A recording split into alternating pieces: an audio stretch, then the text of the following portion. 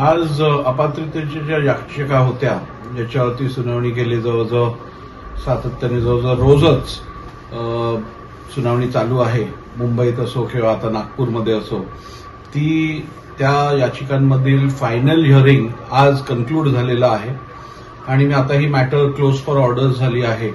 त्यामुळे या संदर्भातले जे पुरावे सादर केले गेले आहेत, ज्या आर्ग्युमेंट्स केल्या गेल्या आहेत आणि इतर जी कागदपत्र आहेत त्या सगळ्यांचं पेरिव्ह्यू करून तपास करून योग्य निर्णय आम्ही सुप्रीम कोर्टाने जे अपेक्षा व्यक्त केली आहे त्या कालमर्यादेत देऊ.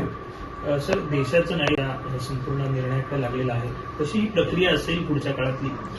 नाही बघा, आपल्याला माहितच आहे की अँटी डिफेक्शनचा कायदा जो आहे तो शेड्यूल 10 मध्ये उल्लेख आहे त्याचा, आणि हा कायदा हा इव्हॉल्व्हिंग कायदा आहे. ह्याच्यात अनेक वेळा संशोधन होऊन अमेंडमेंट्स आलेले आहेत आणि प्रत्येक वेळेला जेव्हा अमेंडमेंट आलं त्यावेळेला तो कायदा अधिक बळकट आणि अधिक सक्षम झाला.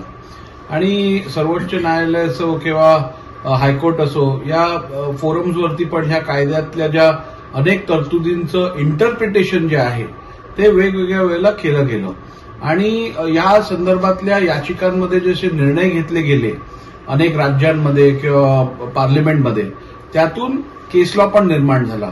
त्यामुळे आज महाराष्ट्रातली जी परिस्थिती आहे ती परिस्थिती अत्यंत अशी वेगळी अशी परिस्थिती आहे. कधी अशी परिस्थिती निर्माण झाली नव्हती इतर राज्यात. अशी परिस्थिती ह्या डिफेक्शन पिटिशनमधनं दाखवण्यात आली आहे. तर आता या डिफेक्शन पिटिशनमध्ये सगळ्या कायदेशीर तरतुदींचा व्यवस्थित अभ्यास करून आणि सगळे फॅक्टर्स कन्सिडर करून एक योग्य निर्णय आपण देऊ, जेणेकरून हा निर्णय एक चांगला केस लॉ किंवा एक चांगला प्रेसिडेंट या राष्ट्रामध्ये असणाऱ्या डिफेक्शन लॉसाठी बनेल.